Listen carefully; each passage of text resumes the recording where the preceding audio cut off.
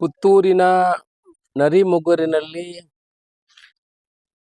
ನಿನ್ನೆ ಮೊನ್ನೆ case register ಆಗಿ ಅದಕ್ಕೆ ಕಮ್ಯುನಲ್ ಬಣ್ಣವನ್ನು ಹಚ್ಚುವಂಥ ಕೆಲಸ ರಾಜಕೀಯ ವಲಯದಲ್ಲಿ ಬಂದಿರುವುದು ನನ್ನ ಗಮನಕ್ಕೆ ಬಂದಿದೆ. ನಾನು 2 ದಿವಸ ಬ್ಯಾಂಗ್ಳೂರಿನಲ್ಲಿದ್ದೆ. ನಿನ್ನೆ 2 ಗಂಟೆ ರಾತ್ರಿಗೆ ನನ್ನ ಪುತ್ತೂರಿನ ನಿವಾಸಕ್ಕೆ ಬಂದು ನಿನ್ನೆ ರಾತ್ರಿ ನನಗೆ ಇಲ್ಲಿ ರಾಜಕೀಯ ವಿದ್ಯಮಾನಗಳು ನಡೆದಿರುವಂಥ ವಿಷಯ ನನಗೆ ಗೊತ್ತಾಯಿತು. ಇವತ್ತು ಬೆಳಿಗ್ಗೆ ನಾನು ಇಬ್ಬರು ಪಾರ್ಟಿಯವರು ಕಂಪ್ಲೇಂಟ್ ಕೊಟ್ಟಿದ್ದಾರೆ. ಆ ಇಬ್ಬರ ಮನೆಗೂ ಕೂಡ ಭೇಟಿ ಕೊಟ್ಟಿದ್ದೇನೆ. ಅಲ್ಲಿ ಏನೋ ಇನ್ಸಿಡೆಂಟ್ ನಡೆಯಿತು. ಆ ಅಂಗಡಿಯವ್ರ ಹತ್ರ ಕೂಡ ಮಾತಾಡಿಸುವಂಥ ಕೆಲಸವನ್ನು ಮಾಡಿದೆ. ಹುಡುಗಿ ಕಡೆಯವರು ಏನು ಹೇಳ್ತಾರೆ ಅಂತ ಹೇಳಿದ್ರೆ, ಹುಡುಗಿ ಬೆಳಿಗ್ಗೆ ಕೆಲಸಕ್ಕೆ ಹೋಗ್ತಾ ಇದ್ಲು 6:30 ಗಂಟೆ 7 ಗಂಟೆ ಸಮಯದಲ್ಲಿ. ಆಗ ಹುಡುಗ ಚೂರಿ ಹಿಡ್ಕೊಂಡು ವಾಪಸ್ ದಾಟುವಂಥ ಸಮಯದಲ್ಲಿ ಹುಡುಗಿಗೆ ಹೆದರಿಕೆ ಆಗಿದೆ. ಹುಡುಗಿ ಹೆದರಿಕೊಂಡಿದ್ದಾಳೆ. ಬೈ ಚಾನ್ಸ್ ಅವಳು ಬರುವಾಗ ಏನಾದರೂ ಅವರಿಗೆ ಚೂರಿಯಲ್ಲಿ ಚುಚ್ಚುತ್ತಿದ್ರೆ ತೊಂದರೆ ಆಗ್ತಾ ಇತ್ತು. ಅವಳಿಗೆ ಗೊತ್ತಿರಲಿಲ್ಲ ಇವರು ಚೂರಿ ಹಿಡ್ಕೊಂಡು ಬರುವಂಥದ್ದನ್ನು ನೋಡಿ ಹುಡುಗಿ ಹೆದರಿದ್ದಾಳೆ ಅನ್ನೋ ವಿಚಾರವನ್ನು ಈ ಹುಡುಗಿಯ ತಂದೆ ತಾಯಿ ನನ್ನ ಹತ್ರ ಹೇಳುವಂಥ ಕೆಲಸವನ್ನು ಹೇಳಿದ್ದಾರೆ. ಅದೇ ರೀತಿಯ ಹುಡುಗರ ಕಡೆಗೆ ಹೋಗಿ ಅವರು ಮಾತಾಡುವಾಗ ಅವ್ರು ಹೇಳ್ತಾರೆ, ನಾವು ಏನಂತ ದೃಷ್ಟಿಕೋನ ಹಿಡ್ಕೊಂಡು ಹೋಗಿದ್ದೇ ಅಲ್ಲ. ನಾವು ಪ್ರತಿ ದಿವಸ 6:30 7 ಗಂಟೆಗೆ ಜಿಮ್ಮಿಗೆ ಹೋಗ್ತೇವೆ. ಜಿಮ್ಮಿಗೆ ಹೋಗುವಾಗ ಬ್ರೆಡ್ ಅಂಗಡಿಯಿಂದ ತಗೊಂಡಿದ್ವಿ. ಆ ಬ್ರೆಡ್ಗೆ ಜಾಮೇನ ಹಾಕ್ಲಿಕ್ಕೆ ಅದನ್ನು ಓಪನ್ ಮಾಡಲಿಕ್ಕೆ ಆಗ್ತಿರಲಿಲ್ಲ. ಅಂಗಡಿಯವರಿಂದ ಚೂರಿ ತಗೊಂಡು ಅದನ್ನು ಓಪನ್ ಮಾಡಿ ಆ ಚೂರಿಯನ್ನು ವಾಪಸ್ ಕೊಡ್ಲಿಕ್ಕೆ ಹೋಗುವಾಗ ಹುಡುಗಿ ಆ ಕಡೆಯಿಂದ ದಾಟ್ತಾ ಇದ್ಲು. ಆಗ ಅವಳು ಆ ಕಡೆ ಪಾಸ್ ಆಗಿದ್ದಾರೆ. ಅಲ್ಲಿ ಯಾವುದು ಬೊಬ್ಬೆ ಆಗಲಿ ಮಾತುಕತೆ ಆಗಲಿ ಯಾವುದೂ ನಡೆದಿಲ್ಲ. ನಾವು ಕೂಡ ಅಂತ ಏನೇ ವಿಚಾರದಲ್ಲಿ ಆ ಮಧ್ಯದಲ್ಲಿ ನಾವು ಅಂಥದ್ದು ಏನು ನಮ್ಮ ಕನಸಿನಲ್ಲೂ ಕೂಡ ನೆನೆಸಿಲ್ಲ ಅಂತ ಹೇಳ್ತಾರೆ. ಅಂಗಡಿಯವರ ಹತ್ರ ಕೇಳುವಾಗ ಇಲ್ಲ ಅಂತ ಯಾವುದೇ ಇನ್ಸಿಡೆಂಟ್ಗಳು ನಡೆದಿಲ್ಲ. ಆ ಹುಡುಗಿ ನನ್ನ ರಿಲೇಟಿವ್, ಅವಳು ನನ್ನ ಅಂಗಡಿಗೂ ಬಂದಿಲ್ಲ, ಅವಳು ಸೀದಾ ಹೋಗಿದ್ದಾಳೆ. ಇವಳು ದಾಟುವಾಗ ಅವರು ಆ ಕಡೆಯಿಂದ ಬಂದದ್ದೇ ಹೊರತು ಅದು ಇನ್ಸಿಡೆಂಟ್ ಆಗಿ ಅವರಿಗೆ ಮಿಸ್ಅಂಡರ್ಸ್ಟ್ಯಾಂಡಿಂಗ್ ಆಗಿದೆ ಅನ್ನೋ ವಿಚಾರವನ್ನು ಅಂಗಡಿಯವರು ಹೇಳಿದ್ದಾರೆ. ನಾನು 2 ಕಡೆಯವರ ಹತ್ರ ಹೇಳಿದ್ದೀನಿ, ನೋಡಿ ಇದನ್ನು ಮಿಸ್ಅಂಡರ್ಸ್ಟ್ಯಾಂಡಿಂಗ್ ಆಗಿದೆ, ಇದನ್ನು ಸರಿ ಮಾಡ್ಕೊಳ್ಳಿ. ಇಂಥ ವಿಚಾರಗಳು ಆಗೋದು ಸಹಜ. ಆದರೆ ಹುಡುಗಿ ಕಡೆಯವರು ಏನು ಹೇಳೋದಂತೆ, ನಾವು ನ್ಯಾಯ ಕೇಳಲಿಕ್ಕೆ ಸ್ಟೇಷನ್ಗೆ ಹೋದಿವಿ, ನಮ್ಮನ್ನು ಕೇಸ್ ರಿಜಿಸ್ಟರ್ ಮಾಡಲಿಲ್ಲ, ತುಂಬ ಹೊತ್ತಾಯಿತು, ನಮ್ಮನ್ನು ಕಾಯಿಸಿದ್ದಾರೆ ಸ್ಟೇಷನ್ನಲ್ಲಿ. ನಾನು ಅದಕ್ಕೆ ಹೇಳಿದೆ, ಸಾಧಕ ಬಾಧಕವನ್ನು ನೋಡಲಿಕ್ಕೆ ಈ ಕೇಸನ್ನು SP ಅವರು ಹ್ಯಾಂಡಲ್ ಮಾಡಿದ್ದಾರೆ ಹೊರತು ಬೇರೆ ಯಾರಿಲ್ಲ. ವಿಡಿಯೋ ಫುಟಿಂಗನ್ನೆಲ್ಲ ತೆಗೆದು ಮಾಡಲಿಕ್ಕೆ ನೋಡುವಾಗ ಸ್ವಲ್ಪ ಹೊತ್ತು ಟೈಮ್ ತಗೊಂಡಿರ್ಬೋದು. ಸಾಧಕ ಬಾಧಕವನ್ನು ನೋಡಿ ಮತ್ತೆ ಕೇಸ್ ರಿಜಿಸ್ಟರ್ ಮಾಡಿದ್ದಾರೆ. ಅದು 2 ಕಡೆಯಿಂದ ಕಂಪ್ಲೇಂಟ್ ಆಗಿದೆ. ಅದರಲ್ಲಿ ಸತ್ಯಾಸತ್ಯತೆಯನ್ನು ನೋಡಿ SP ಅವರು ಡಿಸಿಷನನ್ನು ಮಾಡಿರ್ಬೋದು ಅಂತ ನನ್ನ ಅನಿಸಿಕೆ. ನನ್ನ ಮೇಲ್ನೋಟಕ್ಕೆ ನನಗೆ ಇಲ್ಲಿ ಯಾವುದು ಮಿಸ್ಅಂಡರ್ಸ್ಟ್ಯಾಂಡಿಂಗ್ ಆಗಿದೆ ಹೊರತು ಅಂಥ ಉದ್ದೇಶಗಳು ಇಲ್ಲಿಯಲ್ಲೂ ನನಗೆ ಕಂಡು ಬಂದಿಲ್ಲ. ಆದ್ದರಿಂದ ನಾನು ಇಬ್ಬರಿಗೂ ಹೇಳಿದ್ದೀನಿ, ನೋಡಿ ರಾಜಕೀಯ ಮಾಡುವವರು ರಾಜಕೀಯ ಮಾಡಲಿಕ್ಕೆ ಬರ್ತಾರೆ, ಅವರಿಗೆ ಅದೇ ಅಭ್ಯಾಸ ಇರ್ತದೆ. BJPಯವರಿಗೆ ಹೆಣದ ಮೇಲೆ ರಾಜಕೀಯ ಮಾಡುವುದೇ ಅವರ ಉದ್ದೇಶ. ಈಗ ಚುನಾವಣೆ ಬಂದಾಗ ಇನ್ನು ಯಾರಾದ್ರೂ ಒಬ್ಬ ಹಿಂದೂ ಸತ್ತರೆ ಬೇರೆ ಅವ್ರಿಗೆ ಎಲ್ಲಿಗೆ ಏನು ಬೇಡ, ಇಲ್ಲಿ ಹಿಂದೂ 2 ಸಾಯ್ತದೆ, ಅಲ್ಲಿ ಮುಸ್ಲಿಂ 2 ಸಾಯ್ತದೆ, ಅವರಿಗೆ ಸಾಕು ವಿನ್ ಆಗ್ಲಿಕ್ಕೆ, ಬೇರೆ ಏನು ಬೇಡ.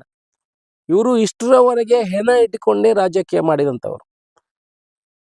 ನಾನು ಹೇಳುವುದು ದಕ್ಷಿಣ ಕನ್ನಡ ಉಡುಪಿ ಜಿಲ್ಲೆಯವರಿಗೆ, ನಾವು ಹೆಣದ ಮೇಲೆ ರಾಜಕೀಯ ಮಾಡಬೇಡಿ, ಅಭಿವೃದ್ಧಿ ಮೇಲೆ ರಾಜಕೀಯವನ್ನು ಮಾಡಲಿಕ್ಕೆ ಅಂತ ಹೋಗಬೇಡಿ. ಪುತ್ತೂರು ಶಾಂತ ಆಗಿದೆ. ದಯಮಾಡಿ ಇಲ್ಲಿ ಬಂದು ಯಾವುದೇ ವಿಚಾರಗಳನ್ನು ತಗೊಂಡು ಅವರು 2 ಕುಟುಂಬದವರು ಒಳ್ಳೆದ ರೀತಿಯಲ್ಲಿ ಇರಲಿ. ಅವರಿಗೊಂದು ಮಗ ಇದ್ದಾರೆ, ಅವರಿಗೂ ಮಗ ಇದೆ. ಯಾರ ತಾಯಿಯ ಮಗನನ್ನು ಇನ್ನು ಯಾವ ಲೋಕಕ್ಕೆ ಕಳಿಸುವಂತ ಕೆಲಸವನ್ನು ನೀವು ಮಾಡಬೇಡಿ. ಸತ್ಯಾಸತ್ಯತೆಯನ್ನು ತಿಳ್ಕೊಳ್ಳಿ. ಅಶೋಕ್ ರೈ ಅವರು ಮಾತಾಡಿಲ್ಲ, ಅಶೋಕ್ ರೈ ಅವರಿಗೆ ಕುಮ್ಮಕ್ ಕೊಟ್ಟಿದ್ರು ಅಂತ ಹೇಳ್ತಿರಲ್ಲ. ಮಹಾಲಿಂಗೇಶ್ವರ ದೇವರಲ್ಲಿ ಆಣೆ ಮಾಡಿ ಹೇಳ್ತೀನಿ, ನಾನು ಯಾರಿಗೂ ಕೂಡ ಫೋನ್ ಮಾಡಲಿಲ್ಲ. ಈ ಇನ್ಸಿಡೆಂಟ್ ಅಲ್ಲಿ ನಾನು ಯಾವುದೇ ಪೊಲೀಸ್ ಸ್ಟೇಷನ್ಗೆ ಪೊಲೀಸ್ ಅಧಿಕಾರಿಗೆ ನಾನು ಫೋನ್ ಮಾಡಲಿಲ್ಲ. ಇವ್ರು ಹೇಳ್ತಾರಲ್ಲ, ಇವರು ರಾಜಕೀಯ ಮಾಡೋದನ್ನು ಯಾವತ್ತಿಂದ ನಾನು ನೋಡಿದ್ದೀನಿ. ರಾಜಕೀಯ ಮಾಡಿ ಸ್ವಾಮಿ. ಆ ಸಂಸದರು ಬಂದು ಇಲ್ಲಿ ಏನೇನು ಮಾತಾಡ್ತಾರೆ. ಕಾಂಗ್ರೆಸ್ ಸರ್ಕಾರ ಇವಾಗ ಇವ್ರದ್ದು ಟಾರ್ಗೆಟ್ ಇರೋದು ಒಂದೇ, ಈ ಪುತ್ತೂರು ದಕ್ಷಿಣ ಕನ್ನಡ SP ಮತ್ತೆ ಕಮಿಷನರ್ ಇಲ್ಲಿಂದ ಓಡಿಸ್ಬೇಕು, ಅವರನ್ನು ಟ್ರಾನ್ಸ್ಫರ್ ಮಾಡಬೇಕು. ಇವರಿಗೆ ರಾಜಕೀಯ ಧರ್ಮದ ರಾಜಕೀಯ ಮಾಡ್ಲಿಕ್ಕೆ ಆಗ್ತಾ ಇಲ್ಲ 3 ವರ್ಷದಿಂದ. ಇವರಿಗೆ ಯಾರ್ದು ಜೀವ ಸತ್ತಿಲ್ಲ 3 ವರ್ಷದಿಂದ. ಇದರಿಂದ ಇವರಿಗೆ ರಾಜಕೀಯ ಮಾಡ್ತಾ ಇಲ್ಲ. ಜನಗಳು ಈಗ ಅಭಿವೃದ್ಧಿ ಕಡೆಗೆ ಹೋಗುವಂತದನ್ನು ಇವರಿಗೆ ನೋಡ್ಲಿಕ್ಕೆ ಆಗುದಿಲ್ಲ. ಅದಕ್ಕೆ ಯಾರ ತಾಯಿಯ ಹೊಟ್ಟೆಯಲ್ಲಿ ಉಂಡದ ಮಗು ಆ ಮನೆಗೆ ಹೋಗಿದ, ಹೆಣ್ಣು ಮಗಳ ಮನೆಗೆ ಹೋಗಿದ್ದೀನಿ. ಎಷ್ಟು ಕಷ್ಟ ಬಂದು ಕೃಷಿ ಮಾಡಿ ಜೀವನ ಮಾಡುವವರು, ಅವರ ಮಕ್ಕಳನ್ನು ಯಾಕೆ ನೀವು ಟಾರ್ಗೆಟ್ ಮಾಡಿಸ್ತೀರ ಈ ಸಮಾಜದಲ್ಲಿ? ಅವ್ರು ಕೇಸ್ ಕೊಡ್ತಾರೆ. ಅವ್ರಿಗೆ ಅನ್ಯಾಯ ಆದರೆ ಕೇಸ್ ಕೊಡ್ತದೆ, ಈ ಸರ್ಕಾರ ನೋಡ್ತದೆ. ಅವರಿಗೆ ಖಂಡಿತ ಅನ್ಯಾಯ ಆಗ್ಲಿಕ್ಕೆ ಬಿಡುವುದಿಲ್ಲ, ಯಾವತ್ತೂ ಬಿಡುವುದಿಲ್ಲ. ಪುತ್ತೂರಿನಲ್ಲಿ ಯಾವ ಜಾತಿ ಧರ್ಮವನ್ನು ನೋಡುವುದೇ ಇಲ್ಲ. ಯಾರಿಗೆ ನ್ಯಾಯ ಸಿಗಬೇಕು ಆ ನ್ಯಾಯದ ಪರವಾಗಿ ನಿಲ್ಲುವಂತ ಕೆಲಸವನ್ನು ಮಾಡ್ತೇವೆ. ಯಾವ ಅಪೇಕ್ಷೆನೂ ಕೊಡಲ್ಲ, ರಾಜಕೀಯ ಅಪೇಕ್ಷೆನೂ ಕೂಡ ನಮಗಿಲ್ಲ. ನ್ಯಾಯದ ಕಡೆ ಒಂದೇ ಅಪೇಕ್ಷೆ ಇರುವಂತದ್ದು. ನೀವು ಬಂದು ಅವರನ್ನು ಕಟ್ಟಿಕೊಳ್ಳುದು, ಇವರನ್ನು ಕಟ್ಟಿಕೊಳ್ಳುದು ನೋಡಿ ಸ್ವಾಮಿ. ಆ ವಿಡಿಯೋಗಳನ್ನು ನೋಡಿ. ಅಂತ ಇನ್ಸಿಡೆಂಟ್ಗಳಾದ್ರೆ ಯಾರನ್ನು ಬಿಡುವ ಪ್ರಶ್ನೆಗಳೇ ಇಲ್ಲ. ಅದು ನಮ್ಮ ಕಾಂಗ್ರೆಸ್ ಪಕ್ಷ ಇರಲಿ, ಇನ್ನೊಂದು ಪಕ್ಷ ಇರಲಿ, ಅವರ ಮೇಲೆ ಕಠಿಣ ಕ್ರಮವನ್ನು ತಗೊಳ್ಳುವಂತ ಕೆಲಸವನ್ನು ನಾವು ಮಾಡ್ತೇವೆ. ಹೆಣದ ಮೇಲೆ ರಾಜಕೀಯ ಮಾಡಲಿಕ್ಕೆ ನೋಡಬೇಡಿ, ಅಭಿವೃದ್ಧಿ ಮೇಲೆ ರಾಜಕೀಯವನ್ನು ಮಾಡಿ. ಯಾಕೆ ಬಂದು ಏನೇನು ಮಾಡ್ತೀರಾ, ಏನೇನು ಹೇಳ್ತೀರಾ? ಏಕೆ ಜನಗಳನ್ನು ತಪ್ಪು ದಾರಿಗೆ ತಿಳಿತೀರಾ?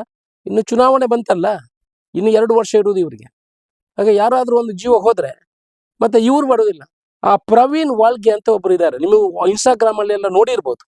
ಮೊನ್ನೆನೆ ಓಪನ್ ಆಗಿ ಡಿಸ್ಕಷನ್ ಮಾಡಿದ್ದಾರೆ. ಹಿಂದೆ ಹಿಂದುತ್ವಕವಾಗಿ ಗಲಾಟೆ ಮಾಡಿದವರು ಜೈಲಿಗೆ ಹೋಗಿ ಎಷ್ಟೋ ದಿವಸ ಕೂತು, ಆ ಜೈಲಲ್ಲಿ ಇರುವಾಗ ನನ್ನ ಮಗನನ್ನು ಕೂಡ ನಾನು ಕಳ್ಕೊಂಡೆ, ನಾನು ಮಾಡಿದ ಕರ್ಮಕ್ಕೆ ನಾನು ಅನುಭವಿಸೂ ಬಿಟ್ಟೆ, ಇವತ್ತು ಯಾರು ಕೂಡ ನನ್ನ ಜೊತೆ ಇಲ್ಲ ಅಂತ ಪ್ರವೀಣ್ ವಾಲ್ಗೆ ಹೇಳ್ತಾರೆ. ಇಂಥ 100, 10, 25 ಇನ್ಸಿಡೆಂಟ್ಗಳು ನನ್ನ ಹತ್ರ ಇದೆ ಸ್ವಾಮಿ. ನೀವು ಧರ್ಮದ ಹೆಸರಿನಲ್ಲಿ ಯಾರನ್ನು ಜೈಲಿಗೆ ಕಳಿಸಿದವರು, ಜೈಲಿದ್ದವರ ಅಡ್ವೊಕೇಟ್ ಫೀಸ್ ಕೊಡ್ಲಿಕ್ಕೆ ಇಲ್ಲದವರು, 7-8 ವರ್ಷ ಜೈಲಲ್ಲಿ ಕೊಳತವರು ಇಲ್ವಾ? ಇದ್ದೀರಾ? ನಾನು ಯುವಕರಿಗೆ ಹೇಳುವಂತದ್ದು, ಕಾಂಗ್ರೆಸ್ ಆಗ್ಲಿ BJP ಆಗ್ಲಿ, ಯಾರು ಹೆಣದ ಮೇಲೆ ರಾಜಕೀಯ ಮಾಡ್ತಾರೆ ಅವರನ್ನು ತಿರಸ್ಕರಿಸಿ.